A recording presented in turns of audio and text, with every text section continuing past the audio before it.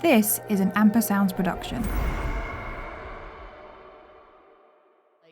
That I have chosen to become someone who is going to continue to advocate for this, and I can't help but have a voice in my head sometimes that's a bit like, are you sure about this? I am sure about it, but it is the first time in my life since coming out that I have begun to have that voice that kind of says like, this was a choice.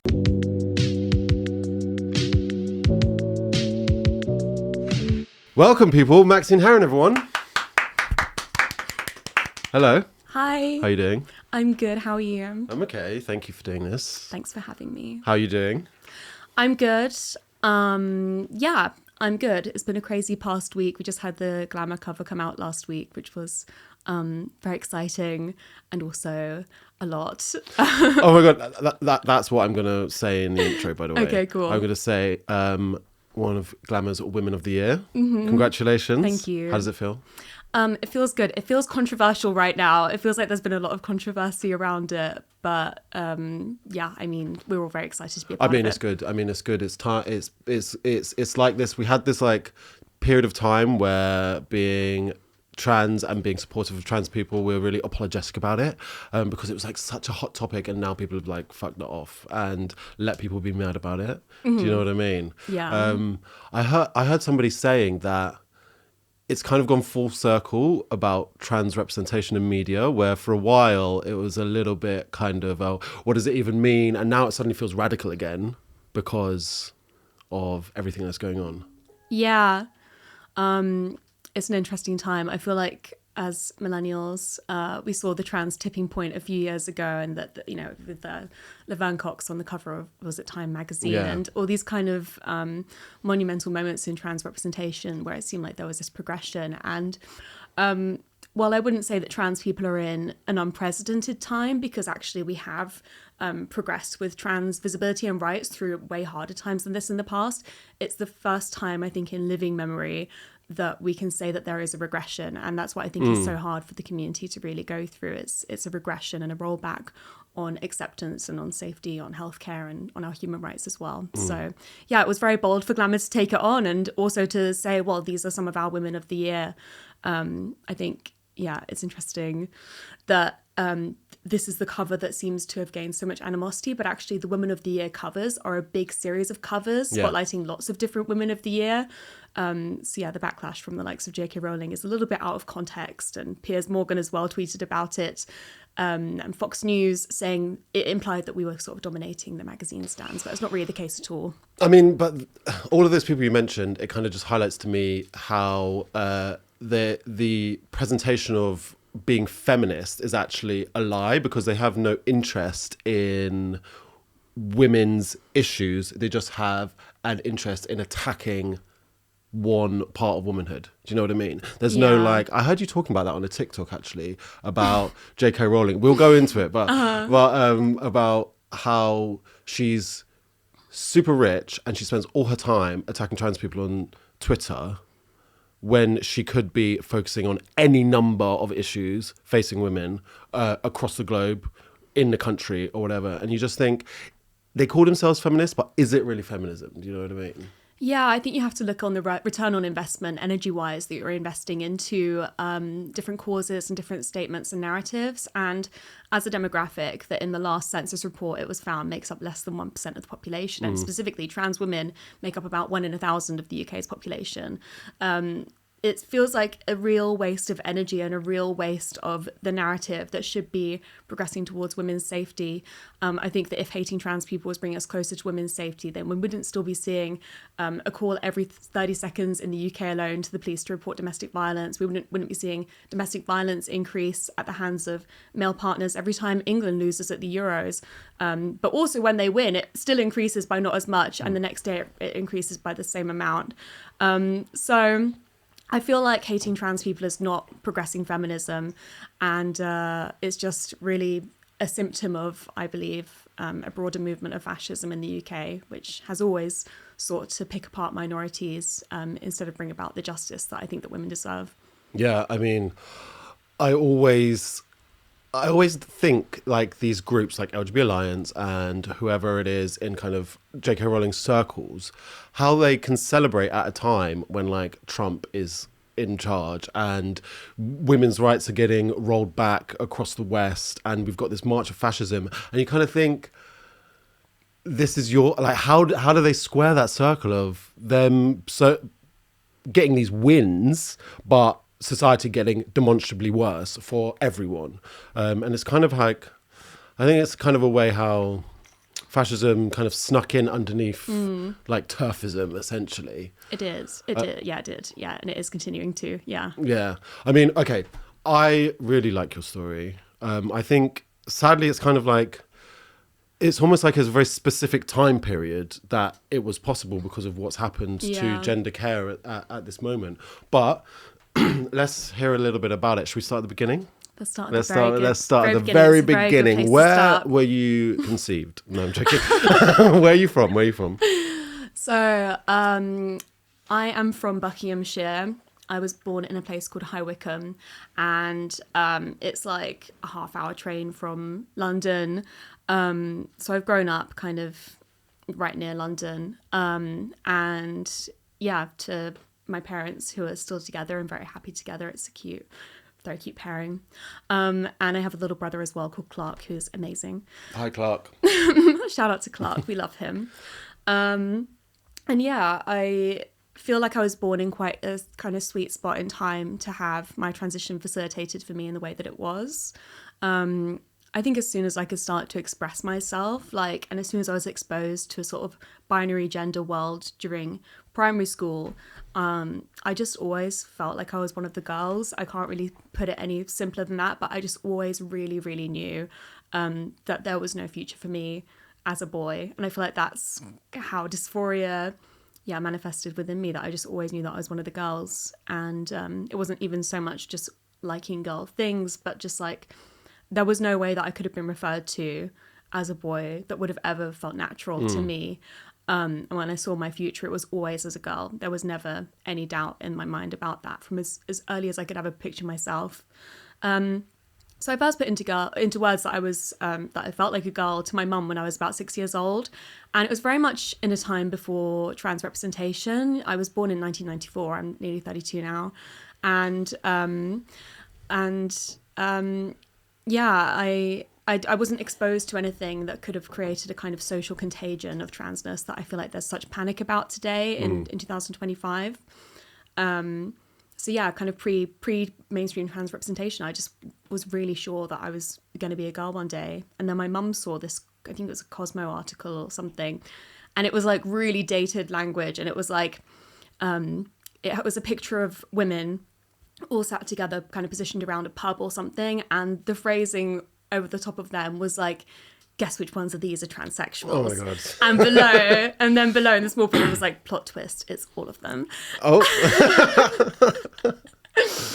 And I don't know, my mum was kind of like, oh, well, what's a transsexual? Interesting. Like, she was like, interesting. And I think she was reading their stories. You'd already expressed I'd already expressed, that I suppose I'd shown that I was probably trans from early childhood. And then through my, around age 8 or 9, I think my mum saw this article and started reading their stories and kind of thought like, maybe my kid's going to grow up like this. But my parents didn't know any trans people before me, really, or none that they knew of.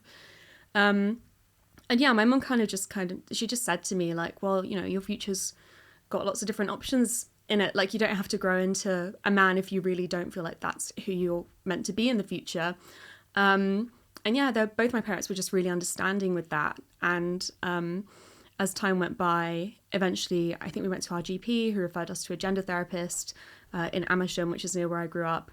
And they said that I was exhibiting signs of gender dysphoria. And they didn't say that I was definitely going to transition one day, but they kind of just explained what it is and explained that it is a very real thing that exists within some people who then go on to transition. And they continued to monitor me for the next few years to see if those symptoms of gender dysphoria would be consistent into my early adolescence, and they were. So I feel like I was monitored quite closely by a few different therapists. And then it got to the point where I was having my blood checked to see how far away I was from male puberty, and they measured puberty through different Tanner stages. And at Tanner stage, I think it's 3. What does that mean?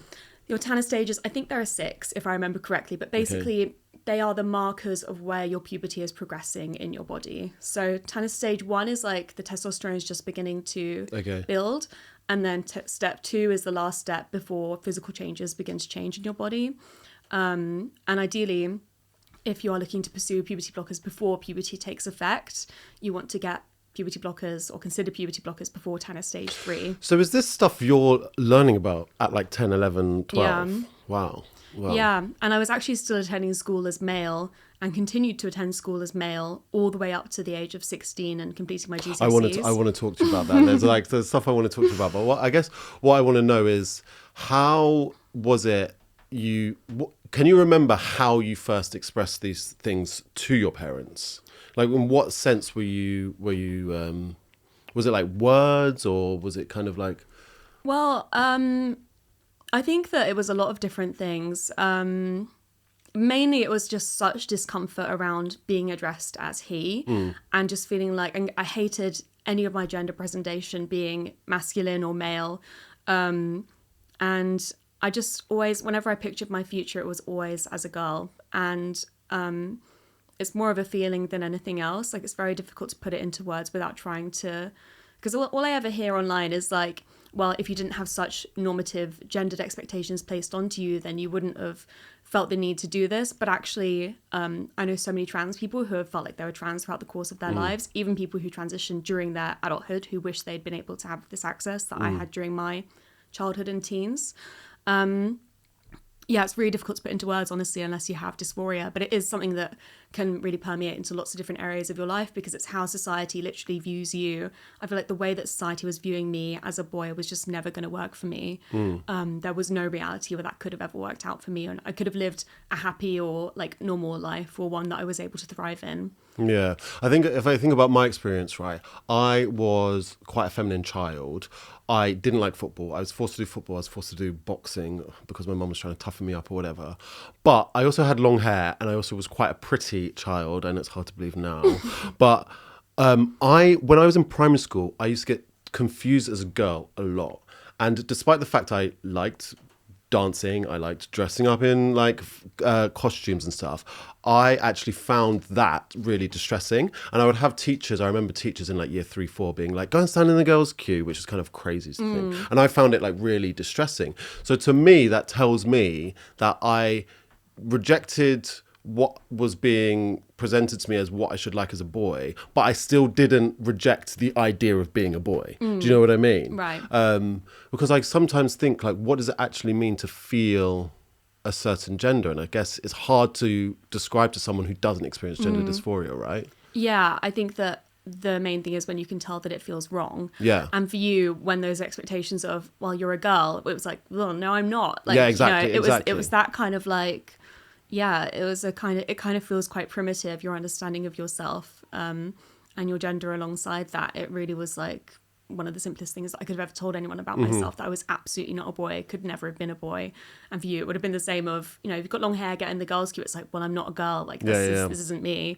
I feel like that's, it's just a simple kind of, it's a knowledge that you have within yourself. Yeah, it's kind of just there, isn't it? Did you, how were your parents? Was it a learning journey for them, or did did they react differently?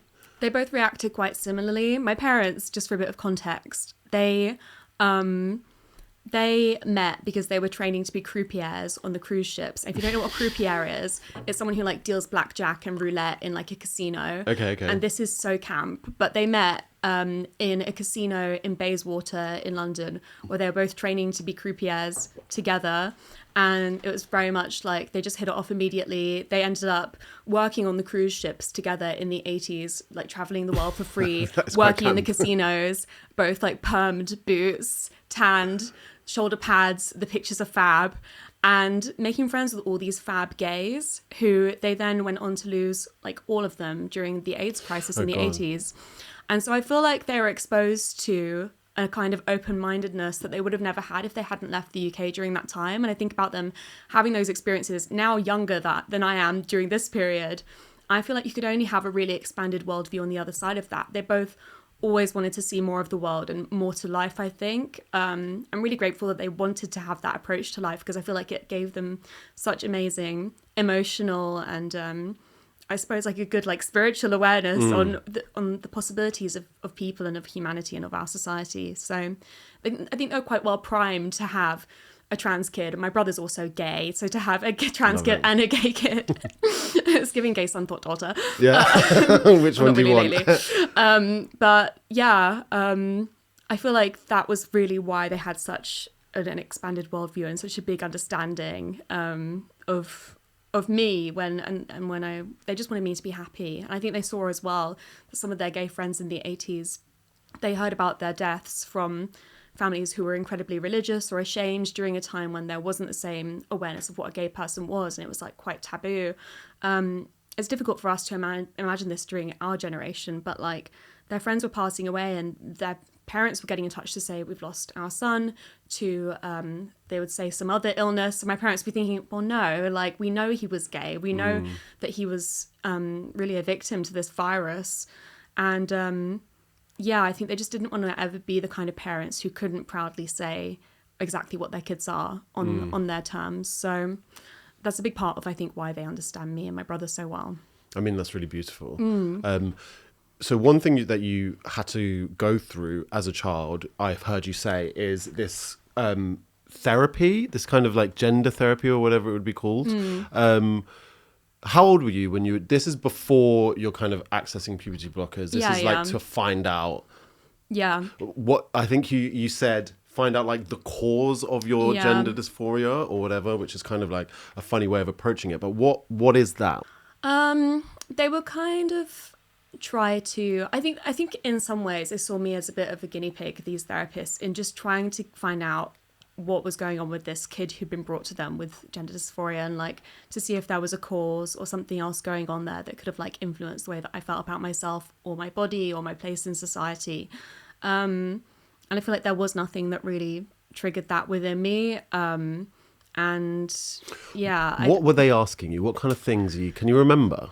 I can't remember. I remember one of them asking me how the cross-dressing was going. Yeah, I heard you say that. It was a crazy thing to ask like a 10-year-old, because to me it just never felt like cross-dressing, and I just was saying, what cross-dressing? What are you talking about?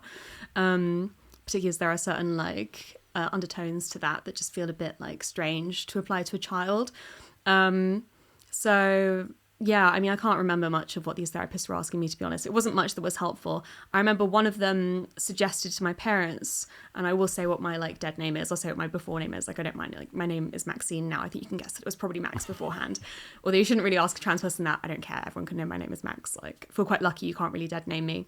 But my parents were asked by one of the therapists, did you name your child Max because you wanted to transition him into a trans woman one day?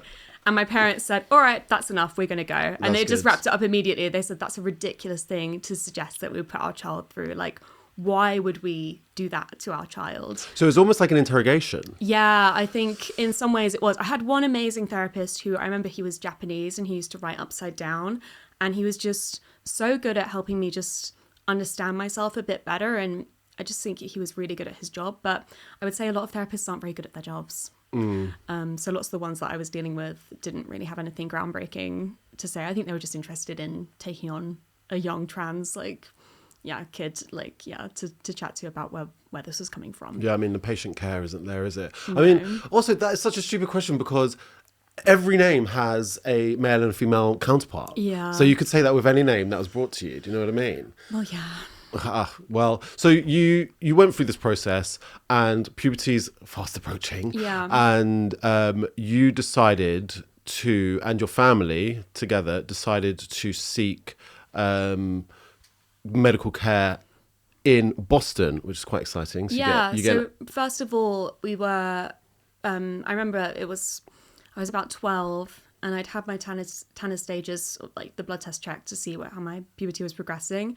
And I was on Tanner stage 2 and I knew Tanner stage 3 was coming. And I just thought, if my voice drops and I get hair on my chest, I'm going to end up broadening and going through these bodily changes that I think I'm going to have to reverse one day, then I don't know if I can. I think that's really daunting. I think that's really scary to me. I can't deal with those changes in my body. That's not who I am. That's not a body that I want to live in. So I remember it was New Year's Eve and we were going to like a family friends gathering. And my parents were saying, let's all say what our New Year's resolution is or what we want to come this year. I remember saying to my parents, like, I don't want to go through male puberty. I can't do it. And I was a very shy kid. I was very like obedient, polite. And for me to really put my foot down about this, I think my parents were like, okay, we need to listen to our kid on this one. So, yeah, they were like, okay, you really do mean this. You really care about this. And so we went to the NHS first of all to see if I could get on a waiting list for puberty blockers and that kind of thing. And the advice that I was given by a therapist there was that I would grow out of it and that I would change my mind one day.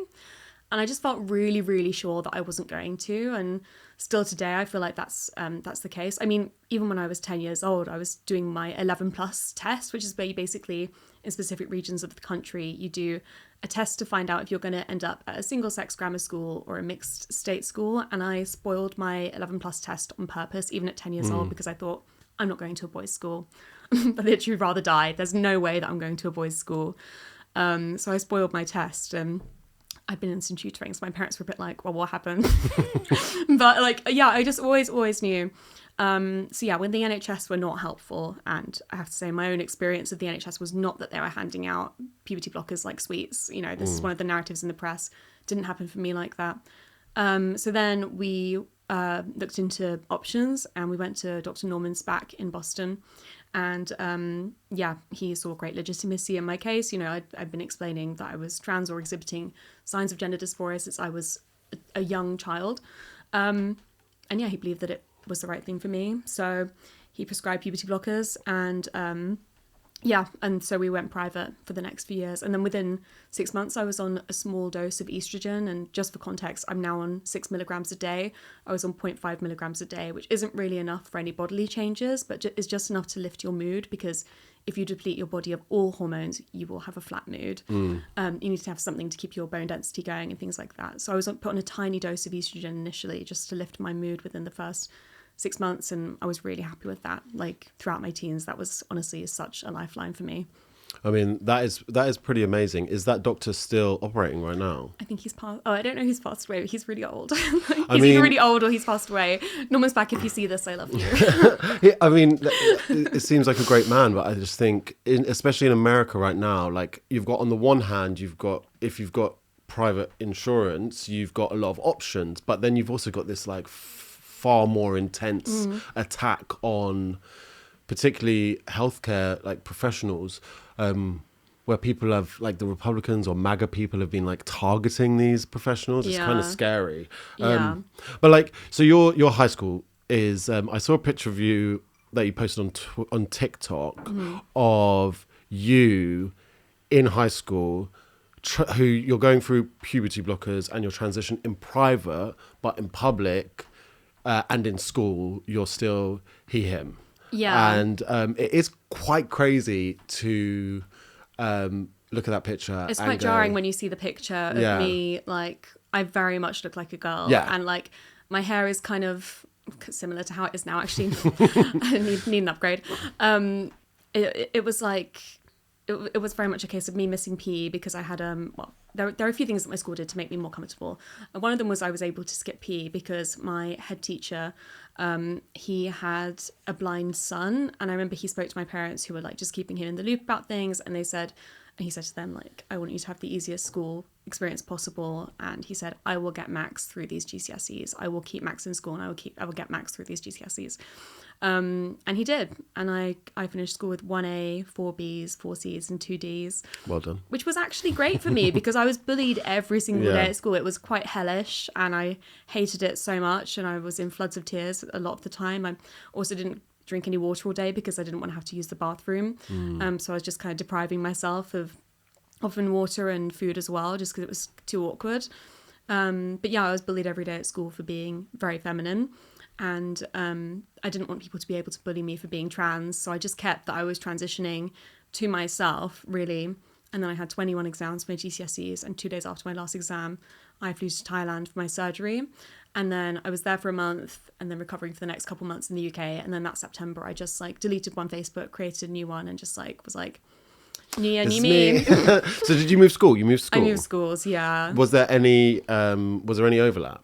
There was a bit. I was outed a few times, but I think it was kind of so ludicrous to suggest that this 16-year-old was. They were like, "What do you mean, like transitioning into a man? Like when did this transition happen to the 16-year-old?" Like it was so implausible. I think that there were rumors that people didn't really buy into. So I kept it very quiet for the next, I'd suppose, like 9 years of my life after that.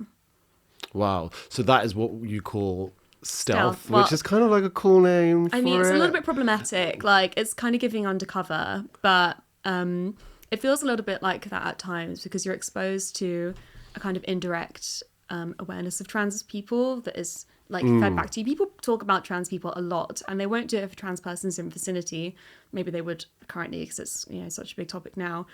But I think I was exposed to a lot of indirect transphobia, and I was very aware of how controversial it is to be trans throughout that time. Even if people didn't tell me directly that they had a problem with me being trans, they talk about them having a problem with other people being trans, which was always quite jarring. So what's going on for you during this period of time? Like, I'm just trying to think, when I was that age, I'm a mess anyway. I'm full of anxiety. I'm full of fear. And you've got this thing that you are kind of this side of yourself that you're presenting, or you're not hiding, but would you describe it as hiding or not?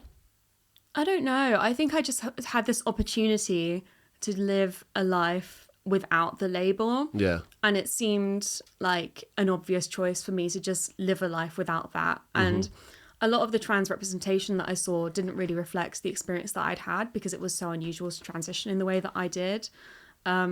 So at times it was me forgetting as well that I am trans. And I just want to say as well, I don't believe that trans people owe the world anything in terms of their disclosure or anything like that. And I actually have a few trans women that I'm friends with who are in a similar position to me before I came out a few years ago, where they're living very comfortable, regular lives without disclosing. And I think power to them if that's what feels right. But yeah, I didn't really feel like I was hiding anything because actually I was just living as myself beyond the label, which was quite freeing. It felt like I was being a very honest version of myself. And it felt like it would have been nonsensical in a lot of ways to put myself in that box at the time. I'm grateful for the experiences that I had because they were very formative in teaching me that actually I think a life lived out is actually better suited to me. At least I tried the stealth thing. Yeah. But it turned out to not be for me. Eventually it was very unfulfilling. So you started working as a model during this time and in like fashion and beauty industry? Not really, no. I actually, just to walk you through like my LinkedIn.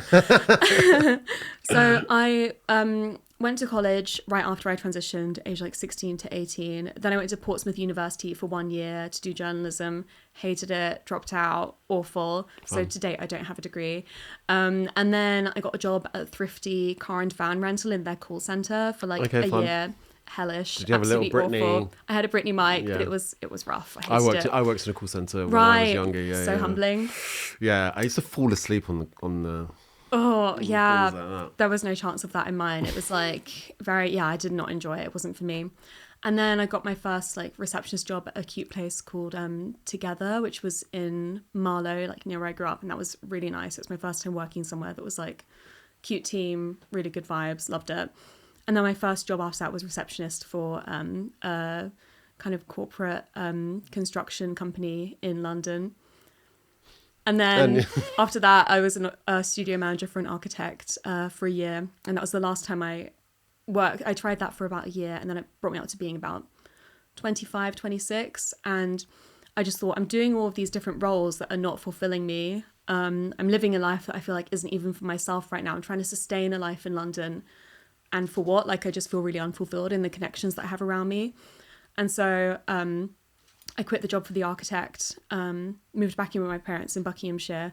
And then I came out online a couple of months later. And I think I didn't really have too much of a plan when I did it, but I just thought, like, I just want to kind of see what happens. Like, I saw the Won't Be Erased movement happening on social media. I think Janet Mock started it. It was about not erasing your transness, because when you do, this isn't the case for every trans person. Like I said, I don't think trans people owe the world their disclosure, but if you feel like you're erasing your transness, you're kind of,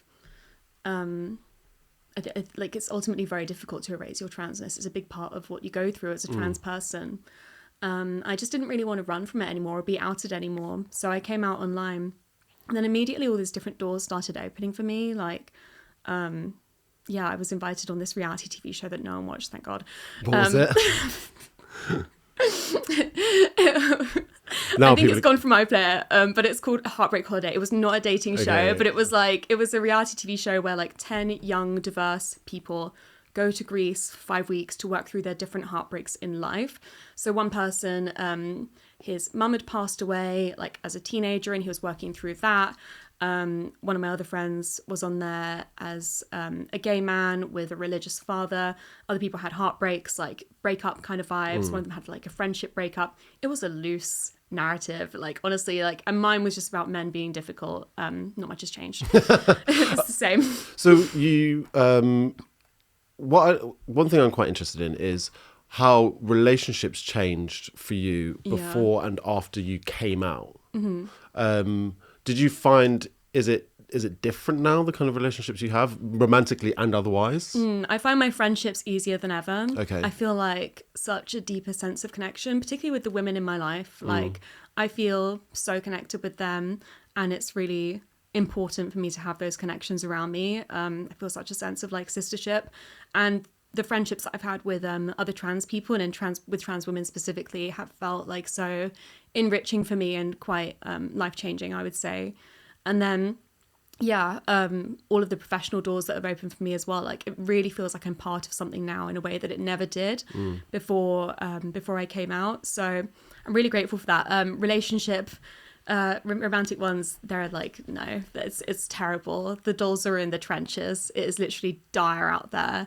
Like the way that men speak to trans women is so different to how they speak to women who are not trans. And it's so, I remember one of my friends referring to it as unpaid sex work. Like they speak to you like you are a porn category first and a human second. And that was something that I wasn't really ready for, like that kind of disposable feeling that I think men give you as a trans woman. Women who are not trans, although they're also in the trenches, they don't get exposed to the same level of fetishization. And that was a really hard pill for me to swallow, that ultimately I think I have sacrificed an easier life with romantic relationships. All my boyfriends that I've ever had have known that I'm trans, even during my years when I was like stealth. Like, it was very important to me that they knew, because I wanted them to know everything about my life and also to hear from me and not someone else. But it's very hard. Dating is very hard. What was that like telling people then? Very daunting. I would only tell them if I really trusted them and was sure that it was like, and was sure that they were also going to be okay with it. I made sure not to really date guys that weren't going to be cool with it. Although it's very difficult to tell. Yeah, how do you tell? It's difficult to say, because I think some men will bring up trans topics to be woke or to like impress their like woke like dating prospects. But I would often try and test the waters by bringing it up first, or mentioning a headline or a film or something, and see what they think. I don't know. People can really surprise you. What I've learned about men is that so many more of them are okay with dating trans people or having experiences with trans people, as long as people around them don't know about it. Well, yeah, and I actually just think that that's a defining feature of being a man, is it's about what other men think of you, really. And that's what so much of beauty standards are about, is about like men have different tastes and different preferences, but they are so punished into being specifically into one thing, and any deviation from that gets ridicule, gets like ostracization. Like, so many men I know and I speak to are kind of like, they worry that their friends find their girlfriend attractive or stuff like that. That's what it means to them, which shows really that women to a lot of men are like a accessory or some kind of like badge. Did you see American Love Island this year? No, I've never watched Love Island. Oh, did you not? Oh, I love reality TV, but I've never watched Love Island. I didn't watch it, but there was so much on TikTok, right? And there was this one girl who was on it, and she was a mother. She had a child, right? And so she was going around and telling her, she kept it a secret, and she was going around and telling everyone. And I saw a couple of like the trans girls sharing her, she was in a relationship, in a couple with this guy, and she was about to tell, she was like, I've got something to tell you. And you see this guy's like face, it's just like, say it. Say it, say it, say it. And he's like, oh my God. And then she's like, oh, I'm only telling you because I really like you and I really trust you. And he's like shaking. And then she goes, I have a child. And he goes, oh. And it's like literally in his head, he must be going. But what's interesting about that is that fear that like you find someone attractive, but what are other people going to think of me? And even in his head, he's thinking more, this is on TV. Like, yeah, exactly. And it's kind of giving like that panic of, do you remember there's something about Miriam? Mm-hmm. It could have, I mean, I hope we're past moments like that, which really ridicule both the trans people and the men that are interested in them.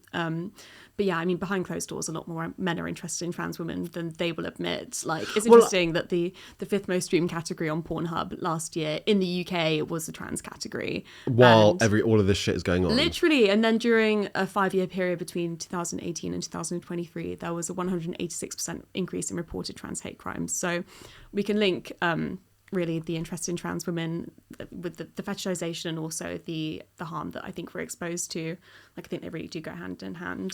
Yeah, and I mean, I think it suits those men for the trans community to be so vulnerable because they can do what they want, essentially. And that's how minorities in general and throughout history have been victimized, because they have such little power that it's easy to abuse them because they don't have a voice. Do you know Carmen Carrera? Yeah.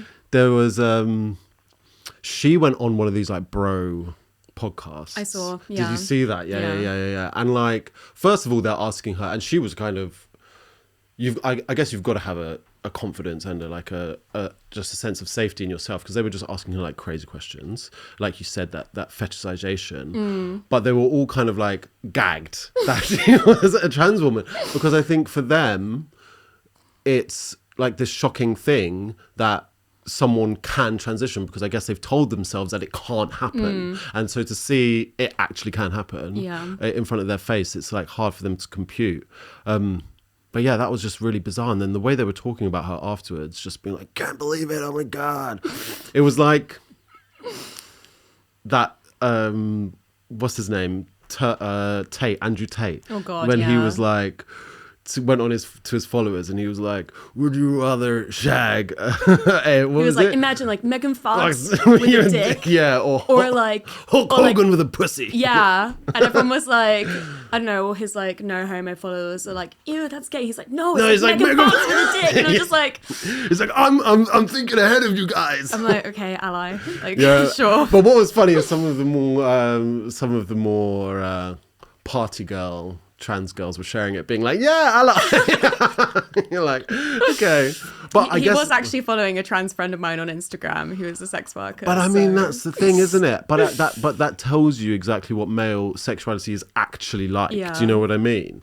That's why there's so many systems of control that like discipline people into like not expressing that. I guess. I was having I was one of my friends who used to do sex work is writing a book about the influence of OnlyFans culture in the UK, and she asked me last night about why it is that it seems like there is an increase in the trans category interest in the UK. And I think that as much as we say about not kink shaming, I think kinks exist because of shame. And the more that we make it shameful to be attracted to trans people, the more that people are going to have a kink around that. It's this forbidden fruit kind of thing. So actually, I just feel like there's something in that as well, that the more hostile the environment becomes, the more it's going to become like naughty or something to have an interest in trans women. Also, I know from speaking to men who have pursued trans women on the basis of being trans, that they look to kind of expand their own understanding of their own sexuality by having experiences with trans women who have like a trans body and that anatomy specifically. So it's that as well. I think men are just becoming a little bit more bold with exploring themselves, but my issue is when they do it behind closed doors and nowhere else. I think that's a real problem. Yeah. So I was reading a Daily Mail article in which you're featured in. It was actually all the Glamour girls who were featured in it. Yeah, I mean, it was like it was kind of funny because it was a hit piece, but they wrote something about you that they said that you'd expressed regrets for coming out. Is that something you actually said?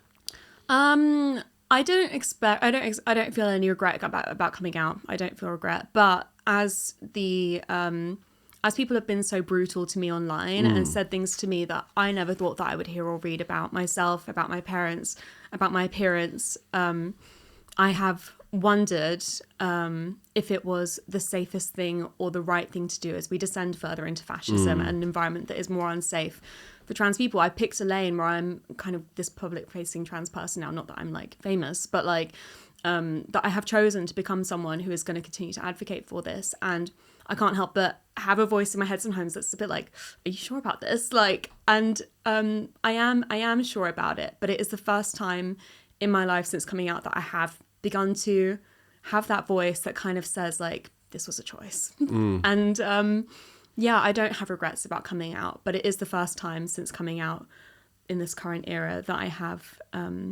have questioned what life would also be like if I hadn't come out, because my friends who hadn't come out, who I mentioned, who are still living in what referred to as stealth, I think they're sitting quite comfortably now, and they've really picked their lane, and they're like, well, I'm not going to be coming out anytime soon, and I get it.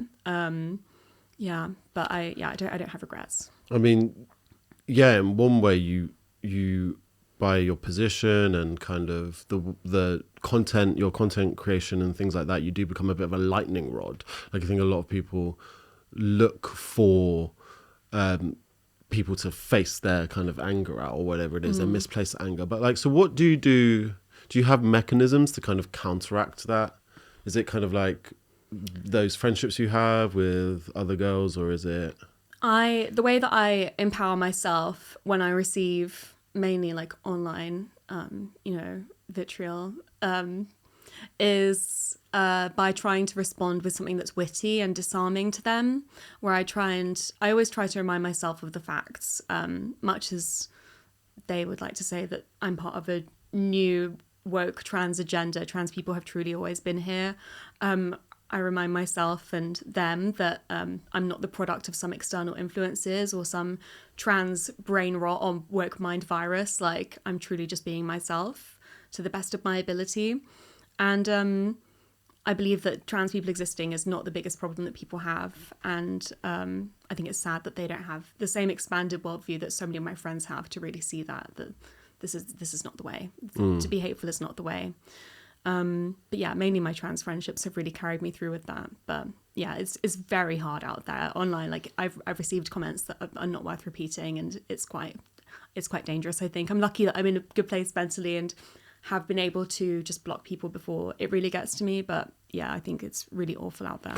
Well, this is the thing about being a content creator or working in comms as you do, right? Is you have to go online because, like, I say to people, you just need to not read that shit, essentially. And sometimes, like, especially when you're not doing so well mentally, actually it becomes compulsive to read it because you're kind of punishing yourself. Yeah. But like, it is getting really bad out there, and what the Labour government's done, and this kind of all this single sex spaces stuff.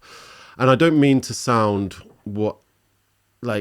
is it gender essentialist or whatever, but I've got a bunch of trans friends where it would actually be mental to say, go and use a men's bathroom. Do you know what I mean? It's like, it's actually more mental that you've got people who are anti-trans trying to call these people men or call these people women. It's kind of like, just use your eyes. Yeah. Do you know what I mean? And in many ways, I've heard some trans girls talk about the kind of old school kind of like blokes who are like less transphobic than like some younger people. Yeah, because they're just like, hello, darling, how you doing? Yeah. You're like, oh, thanks.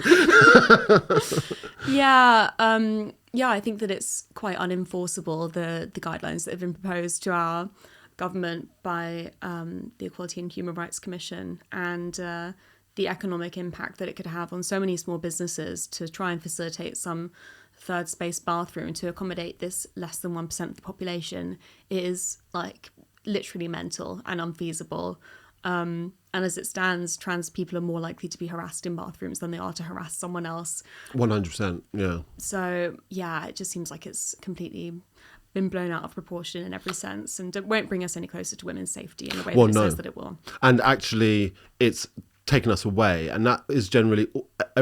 it happens like that when you hyper-focus on a group and try and make life harder for a specific group. It ripples out into society. Where now, you're actually giving men the power to, like, kick open a bathroom door and be like, that's a trans person, grab that woman, do you know what I mean? Let's do the inspection.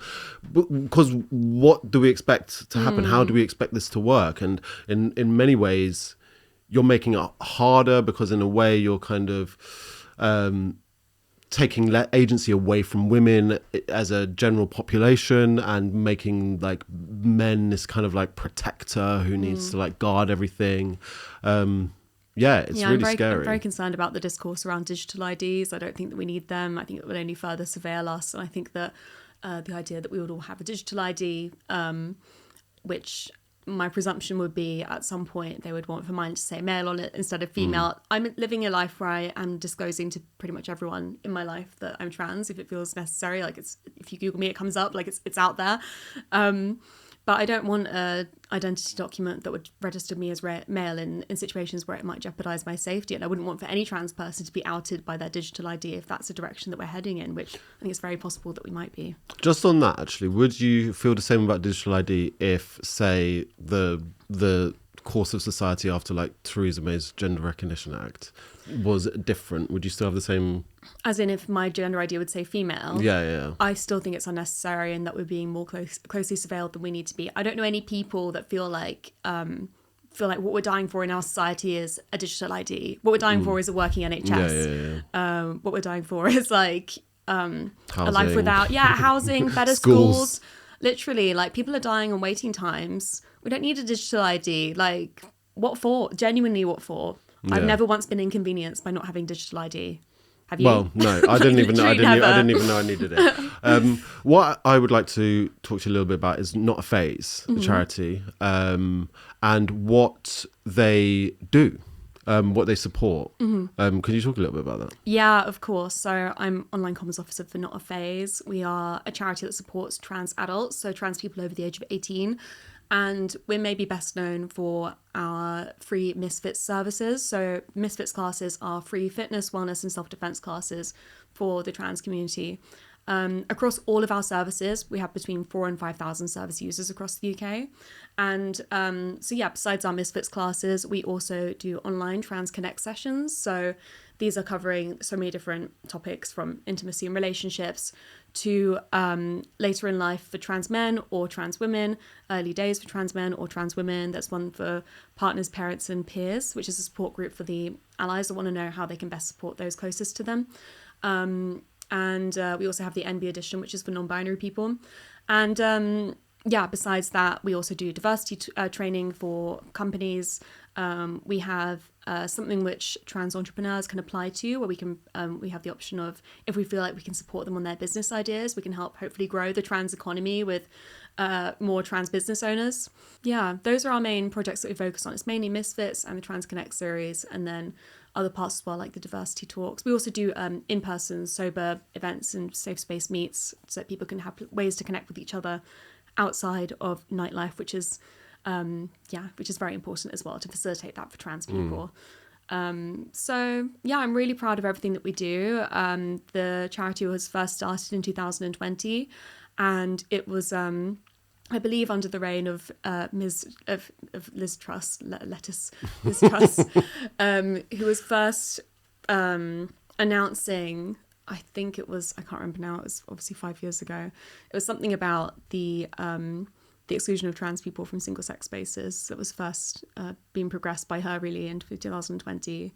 I believe that was it. And so Not a Phase started with T-shirts that said Not a Phase on them, raising money for trans charities through those sales. And then they did a survey, Danny, the chief exec of Not a Phase, she did a survey to help find where people felt like there were gaps in the support that they were receiving. And so many trans people came back and said, I would love self-defense sessions. So that was one of our first projects, really. We became established as a charity within a year of those t-shirt sales happening. So 2021, I think, was when we first launched as a charity. So yeah, I'm really proud to be a part of it. We're a small team. 4 of us are full-time. 1 of us is part-time. So yeah, we're really, trying to make a change. We're also active campaigners. We're on the Ban Conversion Therapy Coalition.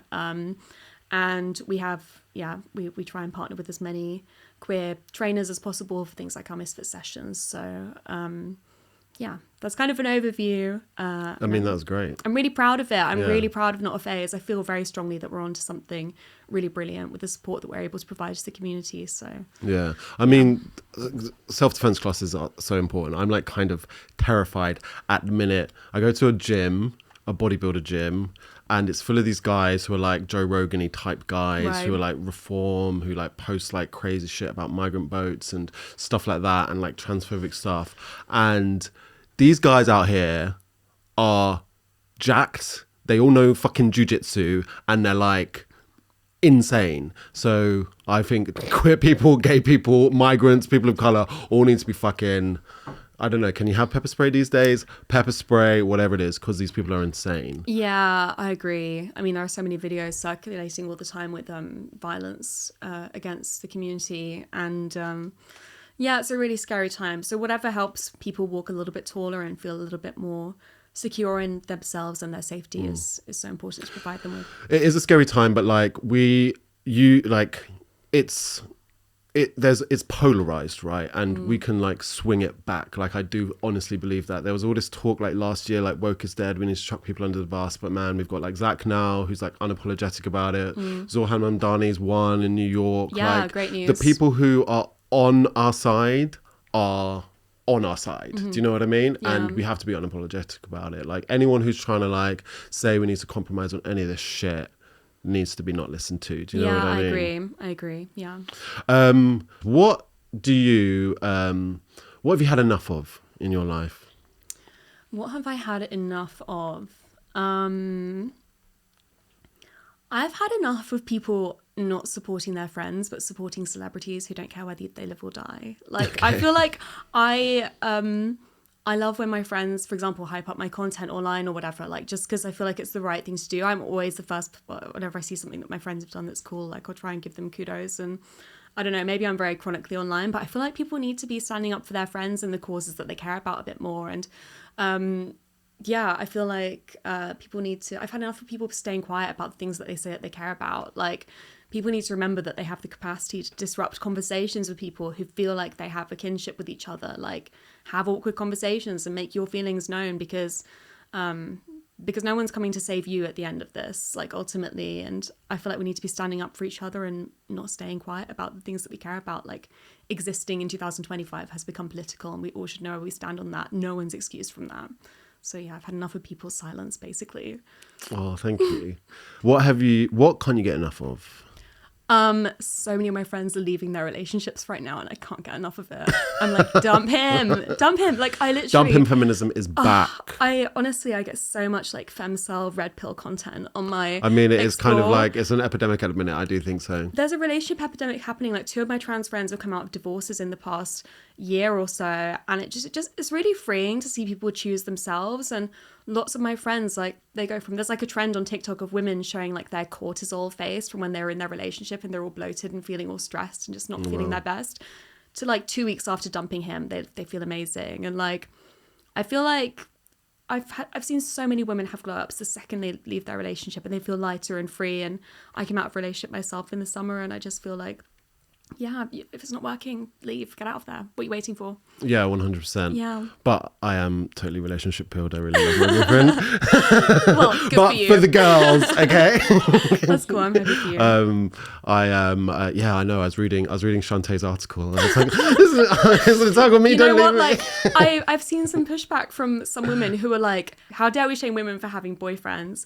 And I'm just like, I don't think that that's what it is. Like, I've seen lots of women who have boyfriends say, yes, it is embarrassing to have a boyfriend. It's not that chic anymore, like, to be a coupled person, purely because so many boyfriends, and they don't mean their own boyfriends when they say so many boyfriends are embarrassing. Loads of my boyfriends have been so embarrassing. It's because they haven't shared my political views, or they haven't met, like, my base level needs as far as my respect or whatever. And, like, I can think of so many times when my exes have been, like, beyond embarrassing and disrespectful, and I've just settled for it. That's embarrassing. So lots of time having a boyfriend is embarrassing, actually. I mean, I was in a coffee shop the other day, and, like, I'm a bit nosy, and I was listening to this group of girls, and they were talking about, they were like, yeah, he doesn't want to meet my friends, and he's getting really angry at me for meeting my friends. And I kind of went, excuse me, are you talking about your boyfriend?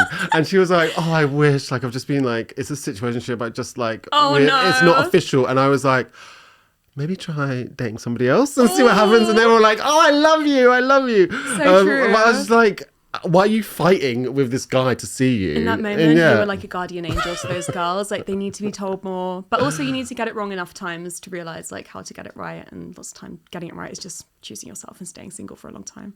Yeah, single ladies, which is quite funny because she was married when...